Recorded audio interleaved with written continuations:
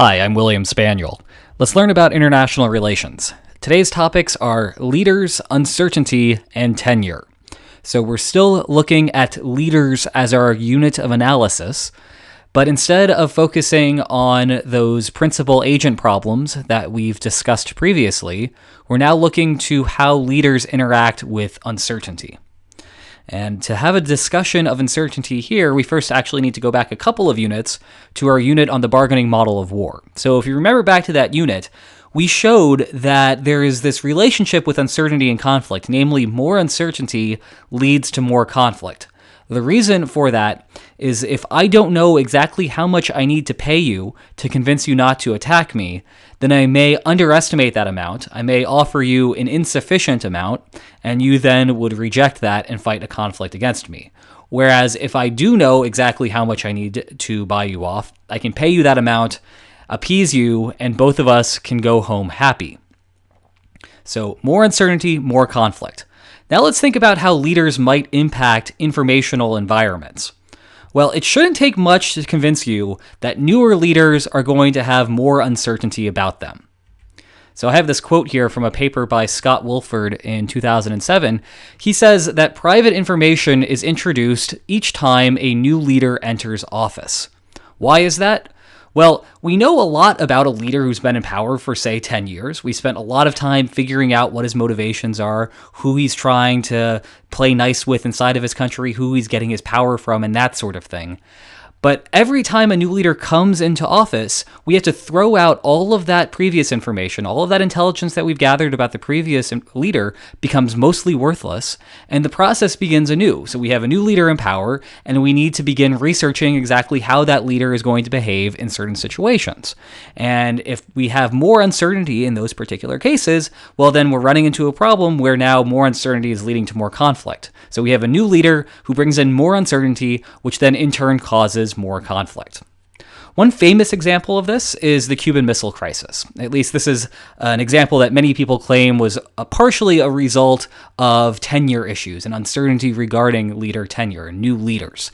So the Cuban Missile Crisis actually took place or started about 52 years ago to the date I am recording this. What happens there is we have Kennedy, John F. Kennedy, the President of the United States, who is relatively new in office. He's only been around for a little more than a year and a half. And Nikita Khrushchev, who is the premier of the Soviet Union at the time, according to many historical accounts, is challenging Kennedy here because he doesn't actually know too much about Kennedy. There's some uncertainty there about what Kennedy's reaction to this crisis is going to be. And so Khrushchev puts pedal to the metal here in the Cuban Missile Crisis because he believes that this is going to be an effective strategy for him. Because, again, he is uncertain. He has this informational environment which is rather weak because Kennedy is a new leader in power. Of course, this is just one particular case, and so it's hard to figure out whether this is actually what was going on, whether it was Kennedy's newness to office, which is what led us to the Cuban Missile Crisis. And so, unsurprisingly, some scholars have looked into how leader tenure correlates with inefficient behaviors in the international system. And so we have a couple of good results so far, and I say this because I'm very biased in that, and I'll tell you why in just one moment. We have a paper last year in 2013 by a professor named Toby Ryder, who looks into how arms races correlate with new leaders. Right? Arms races are inefficient. They're costly to build weapons. And if we're both building weapons, then we're not any better off than if we didn't build the weapons. And in fact, we're strictly worse off because we paid for those costs of the weapons, which aren't actually giving us a strategic advantage over one another. So that makes sense. That's an inefficient outcome that is the result of uncertainty. The reason I said I'm biased with this is that this is a literature that I've gotten into a lot recently. Actually, since I started recording these International Relations 101 classes, or these lectures, I've since gotten into this literature, which is why I'm now recording this particular lecture. And I have a paper that I've been working on for a while with a co-author named Brad Smith on how leader tenure correlates with sanctions. So newer leaders, more recent leaders, are more likely to see sanctions thrown against them. And in this paper, we argue it's precisely because there's less information known about these leaders. And so this is going to cause us to be unsure exactly how to negotiate with each other in a crisis. And then that in turn causes a foreign power to impose sanctions because he's expecting them to work better than they would be otherwise.